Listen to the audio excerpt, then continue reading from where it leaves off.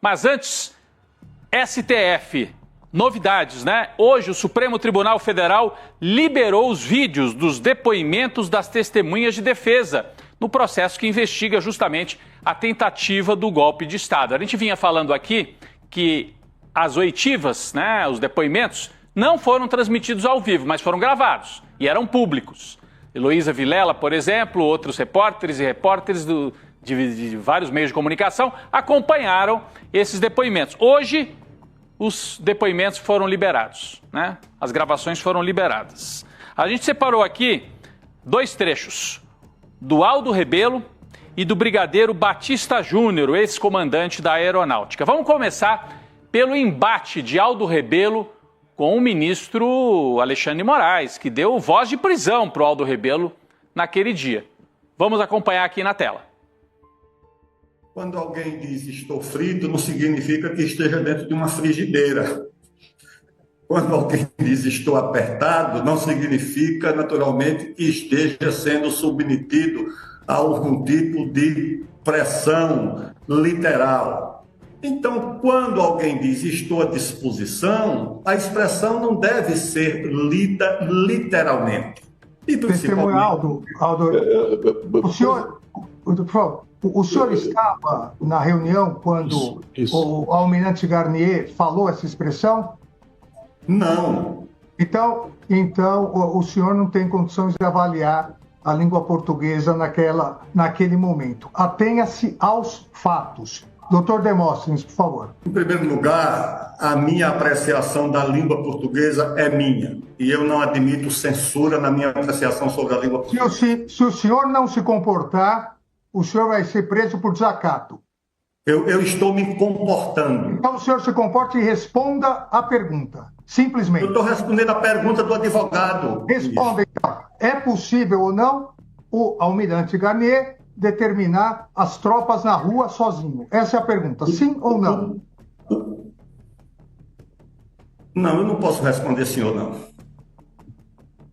Então, a próxima pergunta, doutor Demóstenes. Olha, eu achei curioso porque, bom, primeiro que a gente pode observar a cara do Jair Bolsonaro. Ele é réu, estava acompanhando as testemunhas, a gente observa, ele ficou impassível até. Eu achei que ele ia dar um meio sorriso, ia levantar a sobrancelha, mas reagiu muito pouco, né? O Jair Bolsonaro no momento em que o Xandão dá essa dura no Aldo Rebelo. Mas eu achei curioso que o Aldo Rebelo começa a fala muito relaxado, dizendo: quando alguém diz que está frito, não quer dizer que está na frigideira. E logo depois ele se colocou numa situação que a gente poderia dizer: Aldo, você está frito se continuar assim. Não é? De certa maneira, foi o que aconteceu ali, uma dura que a gente já tinha lido, a Heloísa Vilela já tinha descrito para a gente, mas aqui a gente sentiu a tensão, foi até o momento, né, a hora de mais tensão nesse julgamento no STF. Eu até acho, olha, eu não tenho motivo para defender o Aldo Rebelo, mas eu acho um pouco abusivo. A pessoa está respondendo, ela pode compor um raciocínio, não é obrigada a responder sim ou não. Eu acho que não. Apesar de achar que o Aldo Rebelo faz um papelão, sujeito que já foi comunista e hoje está ali de braço dado com os bolsonaristas. Mas essa é uma longa história. Vamos ver o depoimento de Batista Júnior, que confirmou a ameaça de prisão de Jair Bolsonaro naquelas reuniões com os chefes das forças. Vamos acompanhar. Esse é menos espetacular, assim, né? Mas é mais importante do ponto de vista do julgamento, esta fala de Batista Júnior. Vamos lá. Em momento algum, o presidente Jair Bolsonaro colocou desta forma que estava objetivando um golpe de Estado. Certamente que ele não falou. Mas durante as discussões nós começamos a imaginar que os objetivos políticos de uma medida de exceção não eram para garantir a paz social até o dia 1º de janeiro.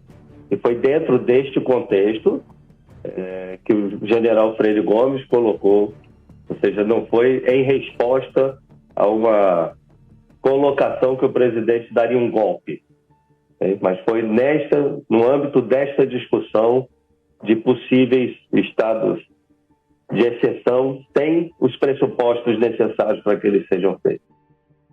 Tá aí a fala, com muita calma, né? Com muita tranquilidade. O Almirante Batista Júnior, a paisana, não estava usando farda, e o Bolsonaro ouvindo ali quietinho, e ele diz, houve sim um momento em que o Freire Gomes, general, disse que se insistisse nessa história de estado de exceção, poderia ser necessário caminhar para uma prisão do presidente da República. No ICL Notícias, segunda edição, nossa equipe vai trazer mais trechos e mais análise sobre esses vídeos liberados hoje pelo STF. Nós mostramos 2 aqui e o N2 vai trazer outros trechos. Você aguarda e a gente vai ter tudo isso ao vivo aqui no ICL. Bom, hoje o STF anunciou também que as sessões de depoimentos dos réus, ou seja, Bolsonaro, General Heleno, Braga Neto, etc., essas sessões serão transmitidas ao vivo pela corte. Então, as testemunhas, não houve transmissão, foi tudo gravado e vazou, né? Vazou não, foram liberados só hoje. Não foi vazamento, foi liberação oficial. No caso dos réus, as sessões vão ser transmitidas. Elas estão previstas para acontecer a partir da próxima segunda-feira, a partir das 14 horas, e podem durar até o dia 13 de junho. Os depoimentos começam pelos réus do chamado núcleo 1, né, o núcleo crucial, que é o núcleo do Bolsonaro, do Mauro Cid, do General Heleno, Braga Neto, etc, etc. Né? Começa dia 9 e o primeiro réu a depor, com transmissão, nesse caso, será o delator Mauro Cid, ex-auxiliar de Jair Bolsonaro. Vamos ver a ordem em que vão acontecer esses depoimentos? Mauro Cid o primeiro, por ordem alfabética, né? Com exceção do Mauro Cid, que é o delator. Então, depois do Mauro Cid, Alexandre Ramagem, Almirante Garnier é o terceiro, Anderson Torres é o quarto, General Heleno é o quinto, Bolsonaro é o sexto, Paulo Sérgio Nogueira é o sétimo e, por último, o Braga Neto. É possível que, se demorar muito, o depoimento do Bolsonaro não aconteça na segunda, mas só na terça-feira, porque eles começam segunda e retomam na terça da semana que vem. Mas eu diria para você ficar colado aqui na transmissão do ICL, a partir de segunda-feira, 2 horas da tarde, depoimento dos réus, começando com o Mauro Cid. Vai ser um momento fundamental. Frente a frente, os réus com o ministro Alexandre de Moraes, que além de juiz, ele poderia ser vítima da trama golpista, como a gente sabe. Estava prevista até a eliminação física, o assassinato do Alexandre de Moraes, então é um momento tenso, eu imagino, né? E tem uma novidade, mais uma de agora a pouco, que pode impactar todo o processo, principalmente a vida de Jair Bolsonaro, não é isso? Laura Couto atualiza pra gente esta informação, por favor. A Polícia Federal vai ouvir o senador e ex-vice-presidente Hamilton Mourão sobre a suposta ligação que ele teve com Jair Bolsonaro antes de prestar o seu depoimento como testemunha de defesa. O ministro Alexandre de Moraes determinou 15 dias para a Polícia Federal escutar aí o senador Hamilton Mourão. A decisão atende um pedido da Procuradoria-Geral da República, Rodrigo. Importante. Então, por que eu digo que impacta, né, Laura? Porque, dependendo da fala e do entendimento, os ministros podem concluir que o Jair Bolsonaro tentou interferir no processo, na ação penal. E esse seria motivo para prisão preventiva. E olha, já tem o precedente da Carla Zambelli, que nós vamos tratar já, fugindo. Será que pode vir uma prisão preventiva aí para o Bolsonaro? Vamos ver. Importantíssimo. Bom, eu já toquei no assunto aqui, vamos adiante agora. Carla Zambelli se mandou do Brasil. Ainda não se sabe exatamente o paradeiro da deputada. Tudo indica que ela deixou o país pela fronteira com a Argentina. E a Carla Zambelli deu uma entrevista agora há pouquinho, eu estava escutando, para a CNN Brasil, informando que está nos Estados Unidos. Bom, mas a gente não pode confiar em nada do que ela fala. Ela pode dizer que está nos Estados Unidos e está, sei lá, no Paraguai ou na Europa. Primeira informação é que ela estaria na Europa, mas então ela, de viva voz, disse para a CNN, estou falando dos Estados Unidos, estou em tratamento médico. Ela negou que seja uma fugitiva, mas afirmou, entre aspas, não há mais justiça no Brasil. Segundo Zambelli, ela está fora do país já há alguns dias e depois poderia seguir para a Itália, onde tem cidadania, o país, né? Ela tem cidadania italiana, e ela se diz intocável se chegar à Itália. É a expressão que ela mesma usou. De acordo com a apuração do UOL, a PGR pode pedir prisão preventiva da Carla Zambelli.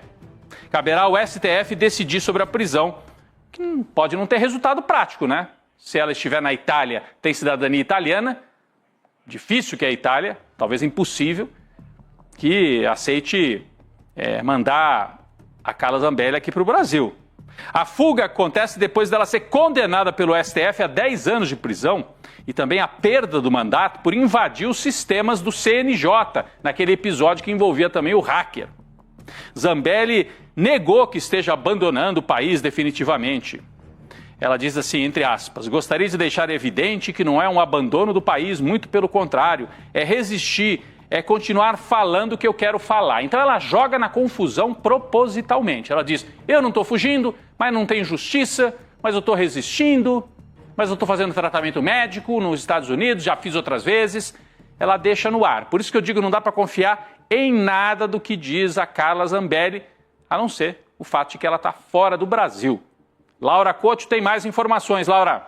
Piada, né, Rodrigo? Não dá para confiar mesmo. Eu trouxe mais algumas informações. A deputada federal Carla Zambelli, ela teria decidido deixar o país depois de ouvir de aliados que ela não tem chance nenhuma de escapar da prisão, que na melhor das hipóteses ela podia conseguir um regime semiaberto. A informação é da coluna da Raquel Landim, do UOL. Uma outra informação. Depois dessa fuga da Zambelli, o advogado dela, o Daniel Bialski, decidiu deixar a defesa. Segundo ele, foi apenas comunicado pela deputada que ela estaria fora do Brasil para dar continuidade a um tratamento de saúde. Agora, os ministros do Supremo Tribunal Federal, uma outra informação, os ministros do Supremo Tribunal Federal, ouvidos pelo jornal Valor, afirmam que a Zambelli pode ter a prisão decretada e mais, Rodrigo, ter o nome incluído na Interpol, se ficar comprovado que ela realmente deixou o Brasil para fugir de uma eventual condenação. Para quem não sabe, a Interpol emite alertas para que outros países possam deter pessoas consideradas criminosas. Agora, para finalizar, para a CNN, Rodrigo, em entrevista, a Zambelli disse que tem vontade de terminar o seu mandato e que, caso a ação penal seja suspensa,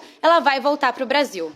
Tá vendo, Laura? Ela vai emitindo sinais contraditórios, né?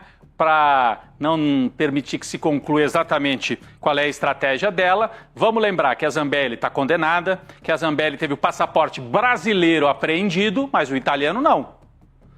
Para cruzar para a Argentina, ela não precisou nem de passaporte, se foi esse mesmo caminho. Pode ter saído com a carteira de identidade, Mercosul. Depois, para voar para os Estados Unidos, pode ter usado o passaporte italiano, né? Então ela está com o passaporte italiano na mão. E já deu a letra. Na Itália eu sou intocável, né? É uma estratégia arriscada. Ela também trocou as redes sociais dela, passando para o nome da mãe dela, que ela pretende que seja candidata no ano que vem para herdar aí o que ela considera um patrimônio político da família da Carla Zambelli. A gente tem as reações, né? O líder do PT, Lindbergh Farias, diz que vai pedir alerta vermelho para a Interpol para localizar, prender e extraditar a Carla Zambelli. E o Lindbergh diz também que é necessário ficar de olho no Jair Bolsonaro. Ele não tem dúvidas, o deputado, líder do PT, de que o ex-presidente pode seguir o mesmo caminho. Então é bolsonarista fugindo para tudo que é lado. Fugindo para tudo que é lado. É a fuga, não é das galinhas, mas dos bolsonaristas, não é? Vamos continuar acompanhando essa história. A Carla Zambelli vai concluindo a carreira política dela. Isso a gente tem certeza com esta atitude. No interior do Ceará, Chico Sá já aposta comigo, porque hoje o dia tá quente. Meu Deus, a mulher capou o gato, como se diz na minha terra, né? Quando alguém, alguém ali desaparece, some. Chá de sumiço. Capou o gato, chá de sumiço. É o que aconteceu. Deram mole, né? Quem vai explicar isso pra gente? Se deu mole? Assim, juridicamente falando, né, Chico? Acho que a Elô Vilela pode ajudar a gente muito bem a entender essa história. Elô, boa tarde pra você. Boa tarde, Chico. Oi, Gabi. Olha, eu acho uma coisa inacreditável. Deviam ter prendido ou deviam ter tomado o passaporte, né? Ou devolver o passaporte dela. Eu vou só lembrar para vocês uma coisa. Desde o começo desse processo todo do julgamento, da tentativa de golpe, 7 policiais militares foram presos imediatamente. Eles só foram soltos com tornozeleira eletrônica, passaportes apreendidos, bens congelados, bloqueados. Ninguém pode mudar os bens para nome de outra pessoa, vender, nada. E nada disso foi feito com mais ninguém. Existe aí, eu acho, um tratamento diferente para diferentes cargos, diferentes posições, porque os chefões dessa história toda não estão de tornozeleira, não estão com bens bloqueados, né? Esses PMs ficaram 6 meses sem salário, as famílias aí se virando como foi possível. Tá errado? Não tá errado. O que tá errado é ninguém mais ter. A Zambelli levou o hacker para fazer o plano de tentar mostrar que a urna era fraudável, gente. Ela botou o hacker dentro do Palácio do Planalto. Né? Então, assim, não é pouca coisa, não é só, como se fosse pouco, essa cena dela correndo atrás do jornalista lá com o revólver na mão em São Paulo na véspera da eleição. Não é só isso. Ela estava intrinsecamente ligada com a tentativa de deslegitimar o processo eleitoral, ou seja, contribuindo para a construção do golpe. Aliás, Elô, não é sobre isso, né? A prisão que foi decretada, essa que a gente viu as imagens dela correndo ali nos jardins atrás de um jornalista.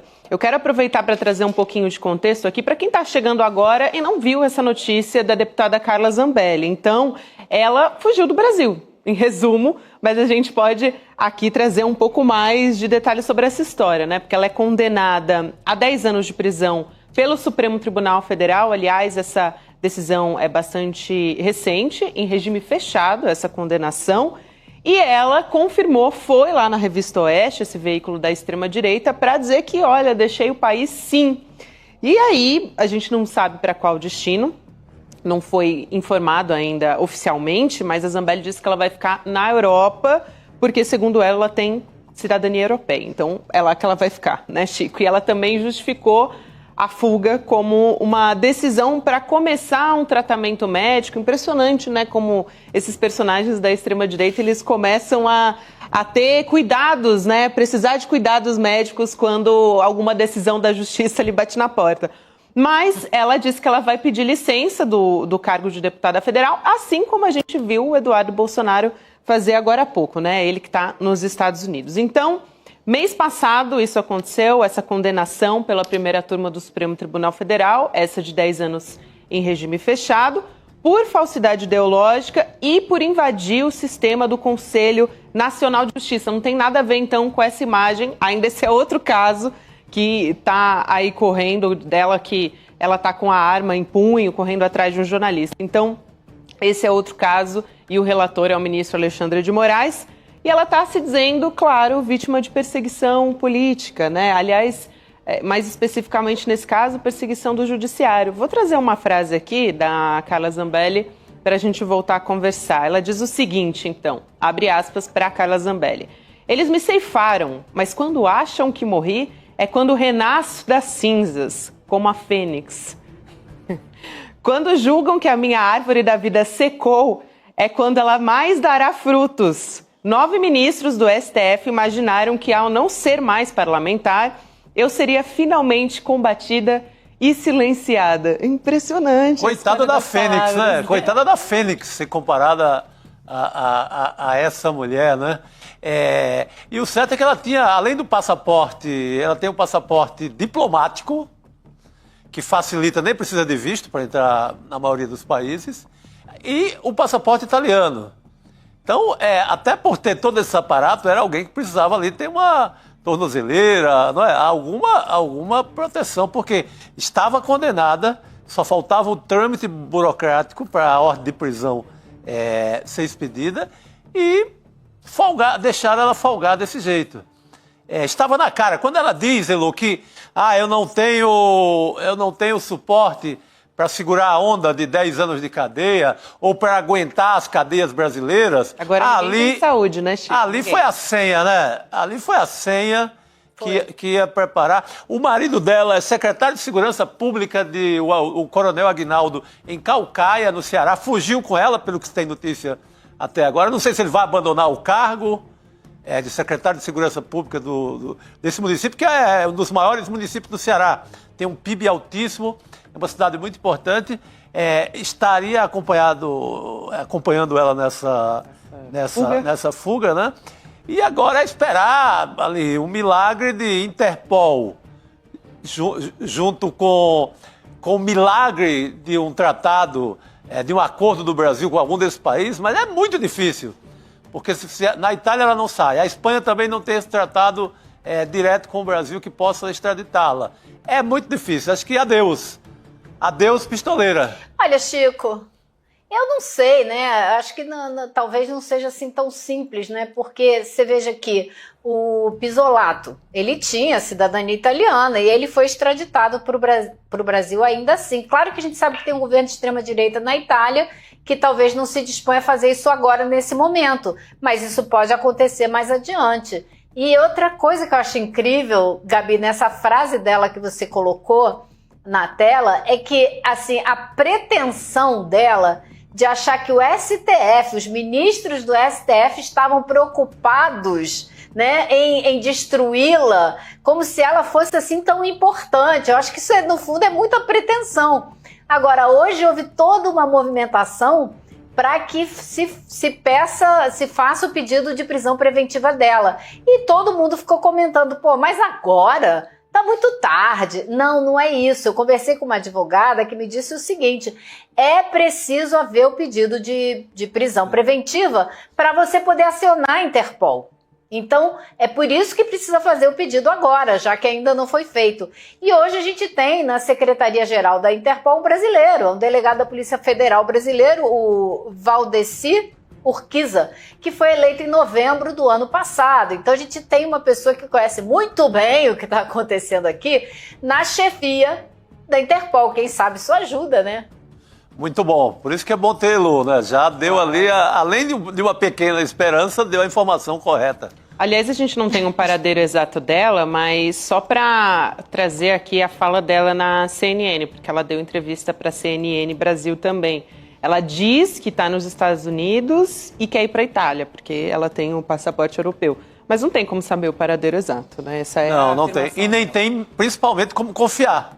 Sim. Não é? Ela está falando com esses canais de extrema-direita, com a Rádio Auriverde, com a Oeste, com esse povo aí, que vão publicar o que ela vai dizer, né? Mas não dá para confiar uma vírgula na localização da Carla Zambelli. Aliás, não dá para confiar nada. Agora, uma coisa eu acho interessante dela ir ou para os Estados Unidos ou para a Europa, é que tanto num país como no outro, tudo que ela for gastar é 6 vezes mais caro do que seria no Brasil por causa do câmbio. Então, claro que ela tem ajuda daqui e dali, mas vai sair mais caro sustentá-la lá fora, ela vai ter que gastar mais do dinheiro dela, do marido. Acho ótimo, 6 vezes, né? Multiplica tudo por 6, vai ficar bonito isso. Agora, nunca torci tanto para o câmbio continuar alto, para o Eduardo Bolsonaro ficar mais pobre, a Zambelli também. É o que nos resta, né, Elô? Mas ela arrecadou, segundo a estimativa mais pessimista, 166 mil de Pix agora, conforme está publicado hoje no nosso portal. Mas tem outra versão que diz que foram 288 mil. Ela pegou agora, acabou, arrecadou o Pix e partiu. É fácil, né? Com esses patriotas, você arrecadar ali. O Bolsonaro arrecadou 17 milhões. Então você arrecada essa grana toda em nome de um certo patriotismo e vai embora, corre para outro país. Esse é o patriotismo que a gente tá vendo aí na nossa cara. É o patriotismo, Chico. Agora, essa história do passaporte é uma dúvida até que a gente pode tirar daqui a pouco com a doutora Maíra Reca, que vem conversar com a gente também sobre os aspectos jurídicos todos, porque me parece muito claro aqui que ela, 20 dias depois, né, que ela tem a condenação, ela sai do Brasil. Me parece muito óbvio que é uma fuga, mas juridicamente, né? A gente pode perguntar para a doutora Maíra a respeito disso, porque o passaporte dela, o Xandão chegou a apreender o passaporte dela lá no passado, em 2023, aí depois devolveu. Por que não foi apreendido agora, mesmo com a condenação? São respostas que a gente pode também levar para a doutora Maíra Reck ajudar a gente a compreender, né, Chico? Eu acho que essa coisa de devolução do passaporte, em alguns momentos, o Alexandre de Moraes foi muito atacado, ditadura do judiciário, ficou aquela pressão, e em algum desses momentos ele dá uma amaciada. Foi num desses raros momentos que ele amacia, que ela aproveitou e recolheu o passaporte com o qual deu no pé agora. E tem essa questão da Interpol também, que é uma apuração da Heloísa Vilela, né, que essa história envolvendo a Carla Zambelli pode ter sido, assim, um pedido atrasado até de prisão, né? Porque a Procuradoria-Geral da República decidiu pedir a prisão preventiva logo depois de saber que a deputada está fora do Brasil, de fato. Mas tem uma explicação aqui que envolve a Interpol, que é uma apuração da Elo Vilela, né, Elo? É isso que eu falei agora há pouco. É preciso ter o pedido de prisão para você acionar a Interpol. Se você não tiver esse pedido de prisão, a pessoa não entra na lista de pessoas procuradas pela Interpol. Então, a gente achou curioso esse pedido ser feito agora. Inclusive, o deputado Lindbergh Faria foi à PGR para pedir para a PGR que fizesse essa requisição.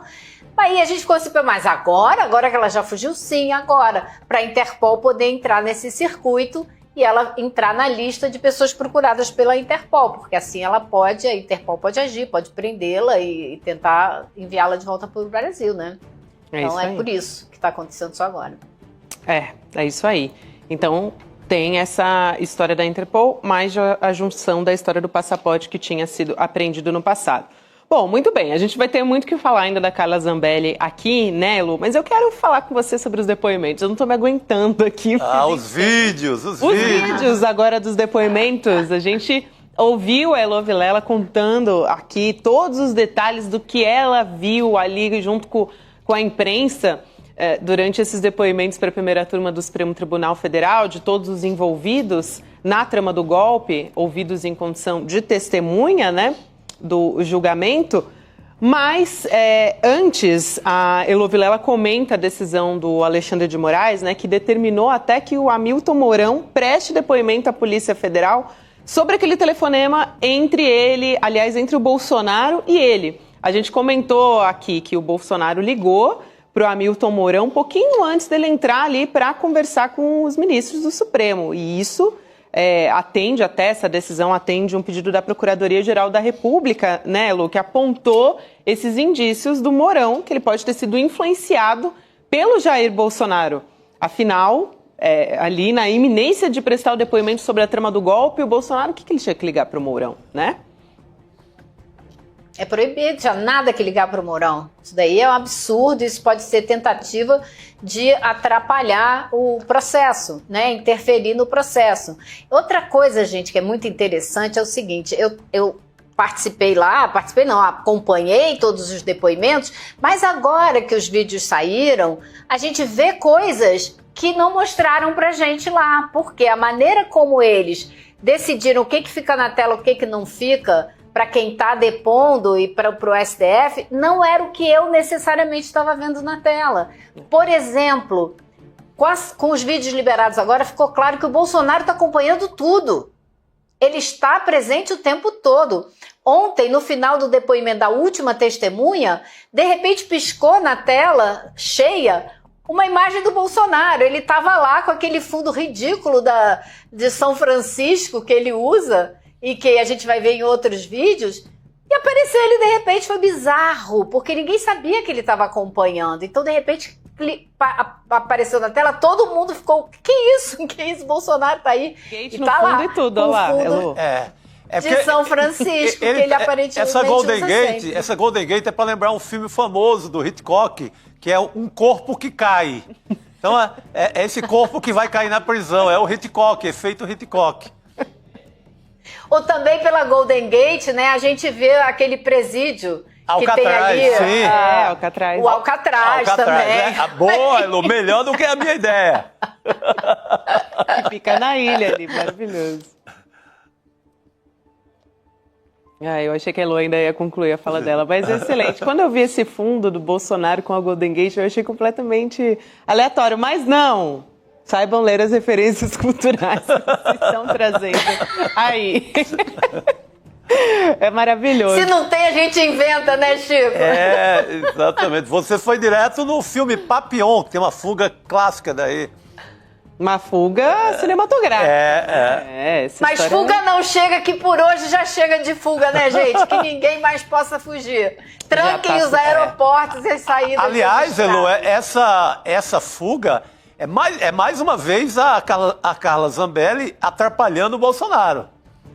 Porque ela essa fuga terá um efeito, a justiça ficará muito mais atenta a todo mundo. Verdade. Muito mais atenta ao Bolsonaro. Esperemos que sim, né, Chico? Não é? Esperemos que sim. Porque o Bolsonaro já está com o passaporte apreendido, porém, aqui no Mercosul, ele pode fugir com sua humilde carteirinha de identidade, ou mais conhecido como RG também em algumas regiões. Então, isso acho que vai obrigar o próprio STF a monitorar, de alguma forma, todos esses personagens que já são réus e que podem dar no pé.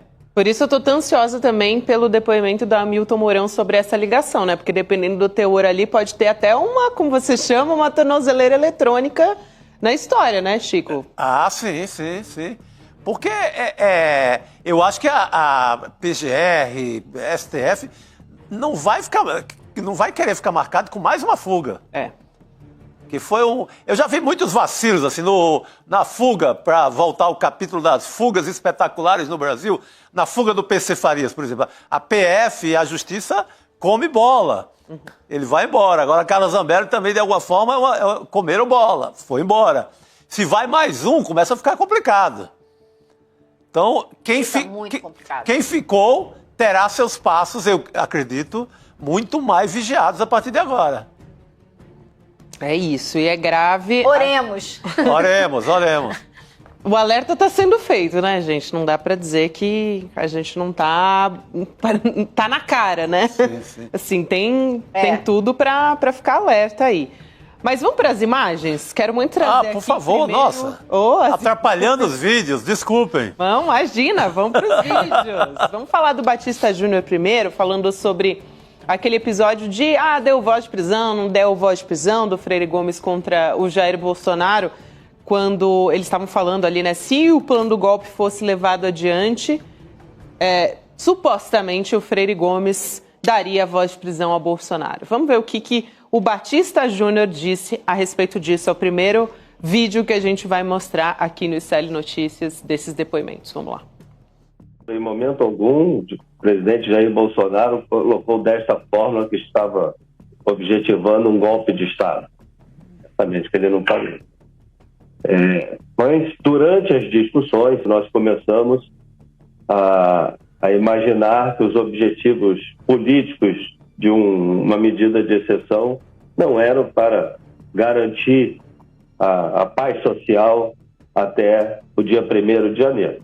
E foi dentro deste contexto que o general Freire Gomes colocou, ou seja, não foi em resposta a uma colocação que o presidente daria um golpe, mas foi no âmbito desta discussão de possíveis estados de exceção, sem os pressupostos necessários para que eles sejam feitos.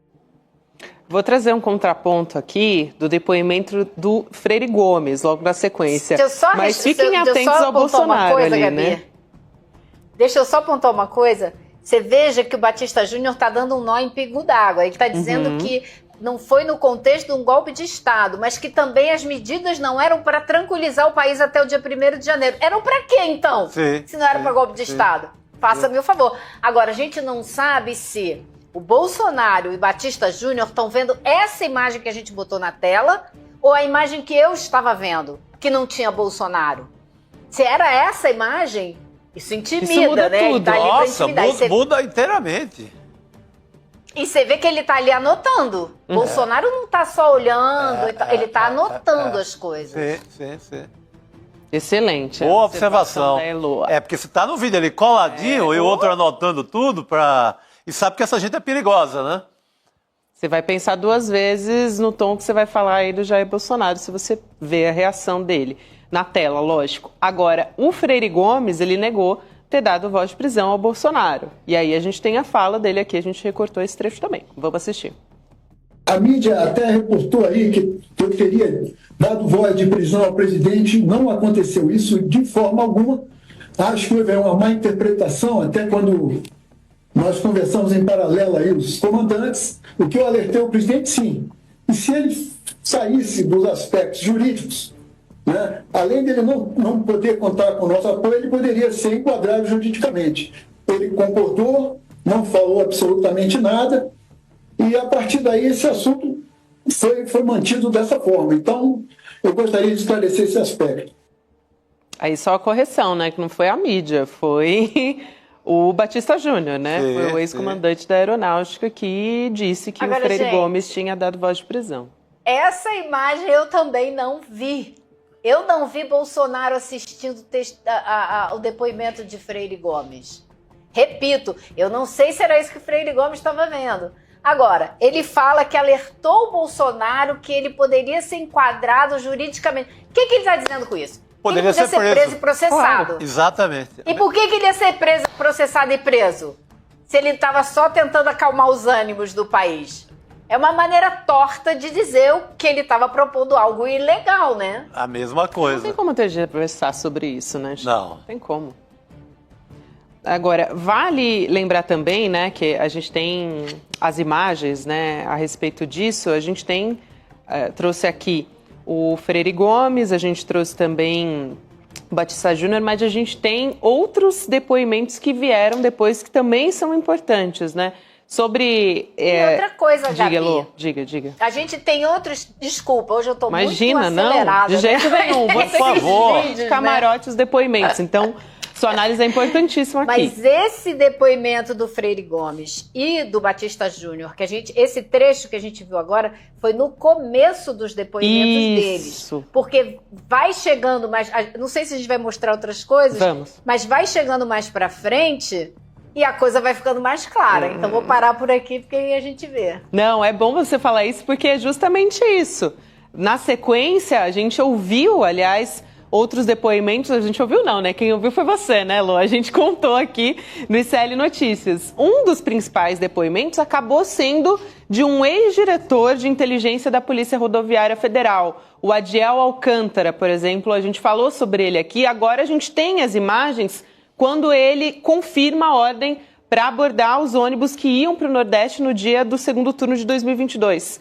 Então, ele disse que questionou o então diretor da Polícia Rodoviária Federal, que era o Djaílon Moura, na época, sobre o motivo da operação. Aí o Adiel afirmou que o Djaílon admitiu que a ordem não tinha um embasamento claro. Então, olha só, vamos assistir o trecho também para ficar mais claro como é que foi essa história. Vamos lá. Quando ele deu essa resposta, eu não me convenci, eu transpareci que eu fiquei meio... achei estranha aquela ordem. E aí ele falou, eu não sei, ministro, já tem... Desculpa, procurador. Eu não sei qual foi o contexto que ele falou exatamente, mas ele falou mais ou menos o seguinte: Adiel, tem coisas que são e tem coisas que parecem ser. Tá na hora da PRF tomar lado, ou então, assim, a gente tem que fazer jus às funções de direção, e aquilo era uma determinação do diretor-geral. E ali o Bolsonaro de novo, né, Lu? Não sei se também quando você assistiu esse depoimento ele estava lá. Ali já com o fundo, o fundo já é o mapa do Brasil, tudo bem? Tá diferente. Não era mais a Golden Gate. Exatamente. Agora, o depoimento do Batista Júnior, do Freire Gomes e do Batista Júnior, foram depoimentos longos, que ao final do depoimento, o Procurador-Geral da República e o Alexandre de Moraes, especialmente o Alexandre de Moraes com o Freire Gomes, conseguiram arrancar dele as declarações que confirmam toda a história da tentativa de golpe, de ameaçar prendê-lo, sem dizer assim, coloca no Garnier a informação de que ele ficou do lado do presidente com a tentativa de golpe. No final, a coisa vai se esclarecendo e o Alexandre de Moraes forçou o Freire Gomes a repetir isso cada vez mais claro, 3 vezes. A última delas é a última pergunta dele, questionando a testemunha. Então, assim, ele não conseguiu escapar. O que a gente viu aqui foi um contorcionismo que, aos poucos, foi entrando em foco e ele não teve como nublar, né, desfocar a situação, os fatos. Elô, você quer comentar algo mais sobre esses depoimentos? Porque eu sei que você assistiu ali e hoje você pôde também ver como é que saiu, né, no resultado final, esse depoimento que o Bolsonaro estava lá, né?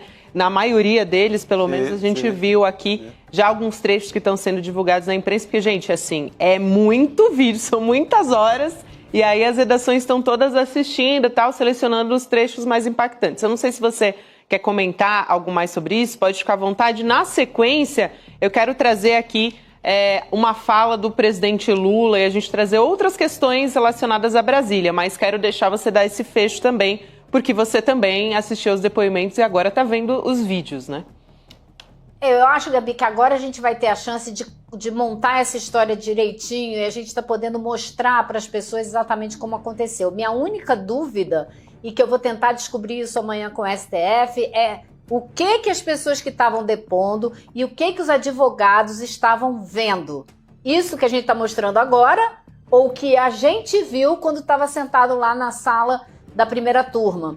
Essa informação eu acho que é importante para a gente... Porque você vê, a gente vê o Bolsonaro ali, mas a gente não vê o advogado dele. E o tempo todo eu vi foi os advogados, ou então eu via quem estava falando, e só, não tinha essa tela toda dividida. Só no primeiro dia a gente teve essa telinha com as caras de todo mundo, eu vi ali o Bolsonaro com a camisa amarela, vi o Braga Neto, mas não vi mais ninguém depois disso. Era só a pessoa que estava falando. Eu acho que é importante a gente saber disso, né? E achei interessante ver o quão concentrado e anotando as coisas estava o réu Bolsonaro.